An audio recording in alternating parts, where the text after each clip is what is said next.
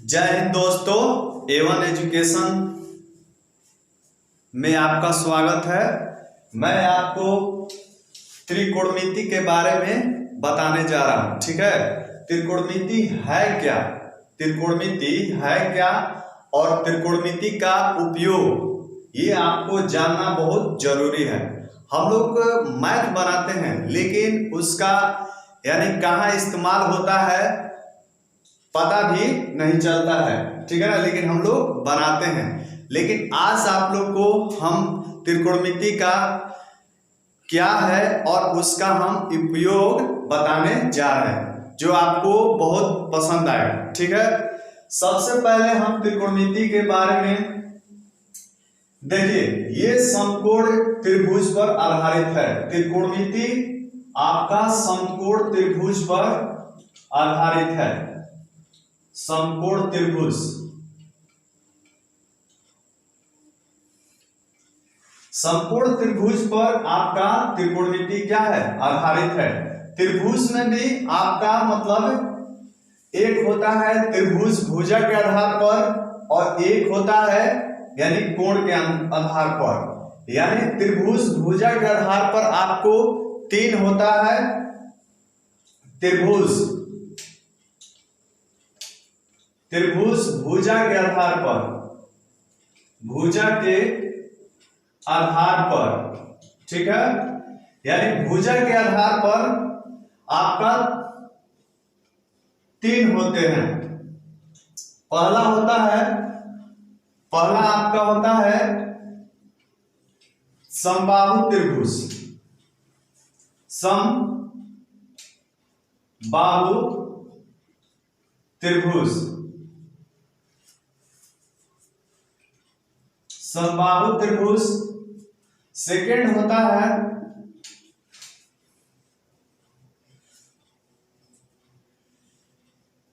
समद्विबाहु त्रिभुज,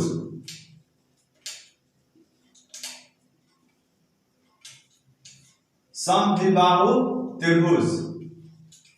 और थर्ड होता है विषम बाहु त्रिभुज, विषम बाहु त्रिभुज। ये आपका भुजा के आधार पर हो गया। ये आपका किसके आधार पर हो गया, भुजा के आधार पर। त्रिभुज भुजा के आधार पर यानी तीन होते हैं। एक समबाहु त्रिभुज होता है, एक समद्विबाहु त्रिभुज होता है, एक विषम बाहु त्रिभुज होता है और एक होता है यानी त्रिभुज कोण के आधार पर, त्रिभुज कोण के आधार पर, कोण के आधार पर। कोण के आधार पर भी त्रिभुज तीन तरह का होता है। एक होता है निम्न कोण, एक होता है आपका निम्न कोण त्रिभुज और एक होता है आपका समकोण त्रिभुज, समकोण त्रिभुज। ठीक है, और एक होता है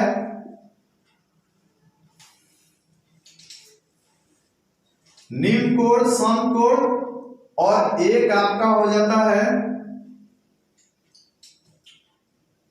अधिक कोण, अधिक कोण त्रिभुज।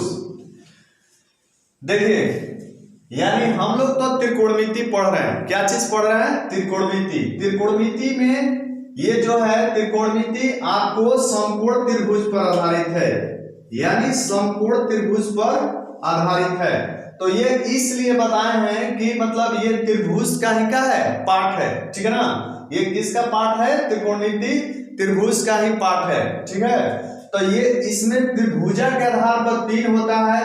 हम इसमें डिटेल नहीं बताएंगे। ठीक है ना, आप मतलब ये जब अलग से बताया जाएगा तो आपको पूरा डिटेल, आपको इसके बारे में हल्का बता दे रहे। ठीक है ना, जो आपको बहुत सिंपल भाषा में आपको समझ में आ जाएगा।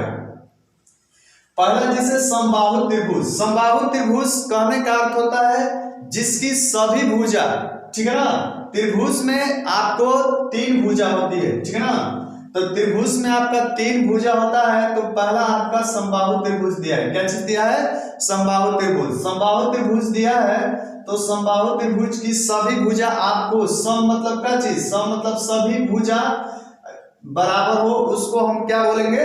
यानी समबाहु त्रिभुज। सेकंड है समद्विबाहु त्रिभुज। समद्विबाहु यानी द्वि लगा है यहाँ, तो समद्विबाहु त्रिभुज कहने का अर्थ है जिसकी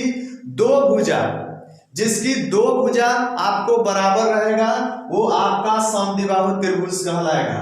थर्ड है आपका विषम बाहु त्रिभुज। क्या है? विषम बाहु त्रिभुज। देखिए विषम बाहु यानी जिसकी कोई भुजा आपस में बराबर ना हो, वो आपका कहा हो जाएगा विषम बाहु त्रिभुज। ये आपका भुजा के आधार पर हुआ, ठीक है ना। और इसी में आपका आता है कि कोण के आधार पर, ठीक है ना। त्रिभुज जो होता है कोण के आधार पर 3 होता है।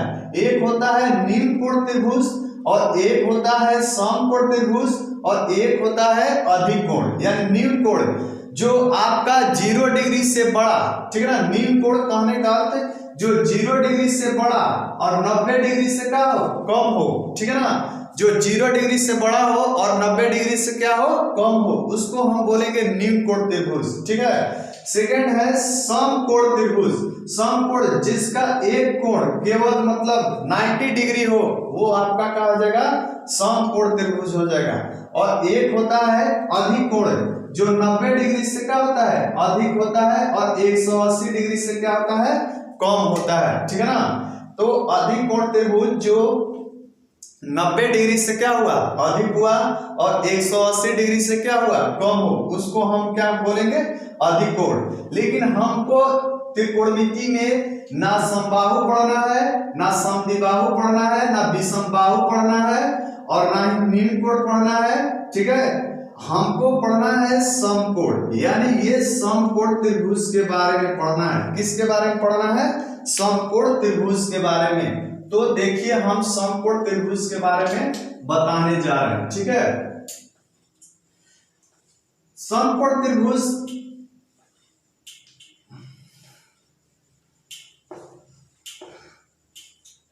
समकोण त्रिभुज पर ही आपका त्रिकोणमिति आधारित है, ठीक है। यहां देखिए इसमें इस तरह से जो होता है, यानी आपका जो 90 डिग्री का क्या बनाता है? कोण बनाता है, ठीक है ना। ये 90 डिग्री का कोण बनाता है। ध्यान से देखिएगा, त्रिकोणमिति में यानी त्रिकोणमिति जो है समकोण त्रिभुज पर क्या है? आधारित है। ये पहले जानेंगे कि त्रिकोणमिति क्या है या किसे कहते हैं, ठीक है ना। तो देखिए त्रिकोणमिति आपका त्रि यानी एक होता है त्रि होता है, और एक होता है गोण होता है, और एक होता है यानी मेट्री, ठीक है ना, या मेट्रो बोलते हैं, ठीक है। तो त्रि मीन्स क्या होता है? यानी 3 होता है। त्रि मीन्स आपका क्या हो जाएगा? 3 हो जाएगा। और गोल मीन्स क्या होता है? भुजा होता है। गोल मीन्स क्या होता है? यानी भुजा होता है। और मेट्री मीन्स क्या होता है? माप होता है। तो त्रिकोणमिति किसको कहेंगे? यानी 3 भुजाओं का माप का अध्ययन करना ही क्या कहलाता है? त्रिकोणमिति कहलाता है। यानी कहने का 3 भुजाओं का मापन करना ही क्या कहलाएगा? त्रिकोणमिति कहलाएगा। इसके बाद हम बोल रहे थे कि त्रिकोणमिति का उपयोग क्या है, ठीक है। हम लोग मैथ तो त्रिकोणमिति पढ़ते हैं, क्वेश्चन बनाते हैं, बस उसका खाली क्वेश्चन बनाते हैं। इसके मालूम नहीं होता है कि त्रिकोणमिति का इस्तेमाल कहाँ किया जाता है, त्रिकोणमिति का उपयोग क्यों करते हैं, ठीक है। इसका क्या उपयोग है, इसके बारे में हम जानेंगे, ठीक है। तो त्रिकोणमिति देखिए, ऐसे कहा जाता है कि त्रिकोणमिति का उपयोग प्राचीन काल से ही मतलब करते आ रहे हैं, ठीक है। प्राचीन काल से ही त्रिकोणमिति का क्या किया जाता है? उपयोग किया जाते हैं, ठीक है। इसमें क्या है कि जैसे आपको पृथ्वी से चंद्रमा की दूरी मापना हो, पृथ्वी से किसकी दूरी नापना हो? चंद्रमा की दूरी नापना हो तो त्रिकोणमिति का इस्तेमाल करते हैं, ठीक है ना। आपको यानी ग्रह की दूरी मापना है, यानी ग्रह हो चाहे तारे हो, ये सब की दूरियां नापने के लिए त्रिकोणमिति का क्या किया जाता था, इस्तेमाल किया जाता है। लेकिन आज के जमाने में, आज के टेक्नोलॉजी इतना बढ़ गया है कि देखिए हम लोग तो चांद हो चाहे ग्रह हो, यानी पढ़ने में आता है कि इसकी दूरी जो है फीता और मतलब से तो नहीं ना नापते हैं, इसको ऐसे नहीं नापते हैं, ठीक है ना। और इसीलिए यह त्रिकोणमिति के सहायता से ही ग्रह की दूरियों नापते हैं। उसी तरह आपका जैसे मान लीजिए, और आजकल हम लोग मतलब पठार हो चाहे पर्वत हो चाहे समुंदर हो, जैसे समुंदर की गहराई नापना हो, ठीक है, तो समुंदर की गहराई नापना है तो हम जाके उसमें मतलब यानी हेल कर तो मतलब उसमें क्या करेंगे, नाप कर तो नहीं ना गहराई नाप सकते हैं। इसीलिए त्रिकोणमिति का इस्तेमाल करते हैं। किसका इस्तेमाल करते हैं, त्रिकोणमिति। अगर हम लोग को पर्वत की ऊंचाई नापना है तो फीता और डंडा से नहीं नापेंगे, उसके लिए हम किसका इस्तेमाल करेंगे, त्रिकोणमिति का इस्तेमाल करेंगे, ठीक है। आपका नदी हो चाहे मतलब पठार हो, ये सब का ऊंचाई हो, देखिए त्रिकोणमिति ने कहने का यानी ऊंचाई गहराई, ठीक है ना, ये सब नापने के लिए पर्वत चाहे पठार को त्रिकोणमिति का क्या करते हैं, इस्तेमाल करते हैं।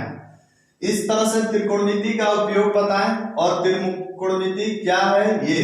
अब देखिए त्रिकोणमिति, देखिए त्रिकोणमिति कोई भारी चैप्टर नहीं होता है। त्रिकोणमिति आपका मतलब आधार बेस है। अगर इसका बेसिक कॉन्सेप्ट, अगर कॉन्सेप्ट आप बढ़िया से कर लेते हैं तो आपका त्रिकोणमिति कभी नहीं मतलब भारी लगेगा, ठीक है ना। त्रिकोणमिति हमेशा आपका क्या होगा, बन जाएगा। आपका कॉन्सेप्ट क्लियर होना चाहिए, इसीलिए हम कॉन्सेप्ट पहले पढ़ाएंगे, ठीक है ना। कॉन्सेप्ट में आपको बढ़िया से समझ में आएगा। कॉन्सेप्ट आप जानिएगा तो आपका मतलब क्वेश्चन बनाने का अच्छा मतलब नॉलेज भी हो जाएगा। नहीं तो हम क्या करेंगे, डायरेक्ट क्वेश्चन बनाएंगे तो आपको डायरेक्ट खाली क्वेश्चन समझ में आएगा, लेकिन उसी टाइप को मतलब क्वेश्चन दे दिया जाएगा तो आपको नहीं बन पाएगा। इसलिए आप कॉन्सेप्ट मतलब सही रहेगा। आप जिस तरह से हम लोग क्या करते हैं, किसी मकान को बनाने के लिए पिलर की आवश्यकता होती है। अगर पिलर आपका मजबूत रहता है तो आपका मकान भी क्या रहता है, मजबूत रहता है। अगर पिलर आपका मजबूत नहीं रहेगा तो मकान भी आपका क्या होगा, मजबूत नहीं होगा।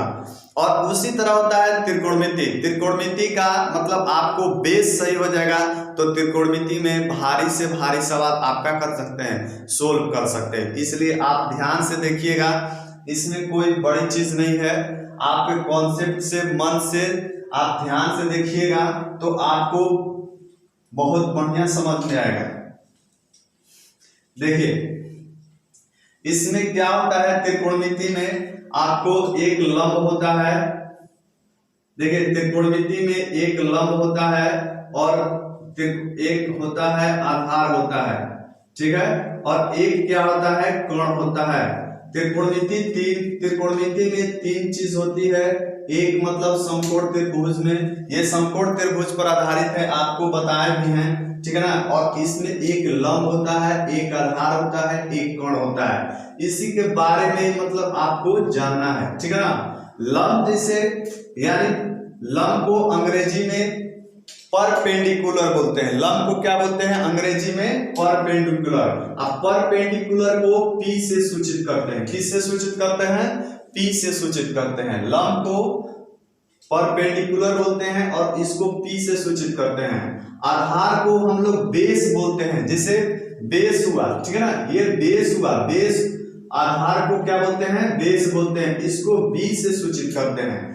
कण को यानी कण को अंग्रेजी में हाइपोटेनस बोलते हैं। क्या बोलते हैं, हाइपोटेनस।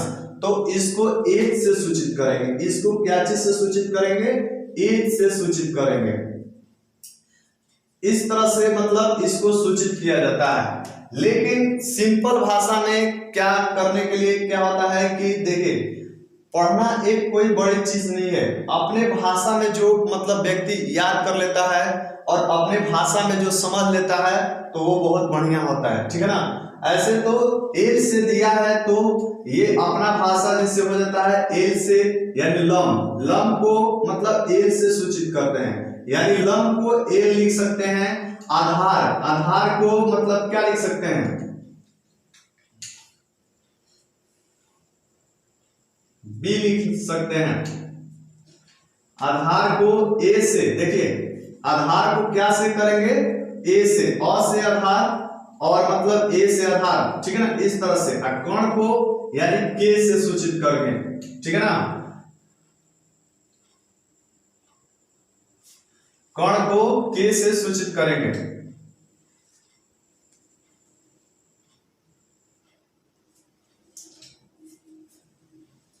कण को क्या करते हैं, के से सूचित करते हैं। तो इस तरह से हम लोग को जानना है। तो इस तरह से आपको कोई भारी चीज नहीं, कोई बोलता है यानी बी बोलता है, कोई बी बोलता है, कोई एच बोलता है, ठीक है, यानी कोई यानी लम को एल बोल सकता है, कोई आधार को ए बोल सकता है, कोई कण को के भी बोल सकते हैं। इस तरह से भी आप क्या कर सकते हैं, बोल सकते हैं। सेकंड है कि आपको देखिए ये लम कहाँ होता है, आधार क्या होता है। देखिए आपको तीन चीज ये त्रिकोणमिति में, ये आपको जिसे मतलब हम लोग हिंदी पढ़ने के लिए क ख की जरूरत होती है, उसी अ आ की जरूरत होती है, तो उसी तरह मतलब त्रिकोणमिति को इसको बहुत मतलब क्या है, इंपॉर्टेंट है, इसको बहुत आपका जरूरत है।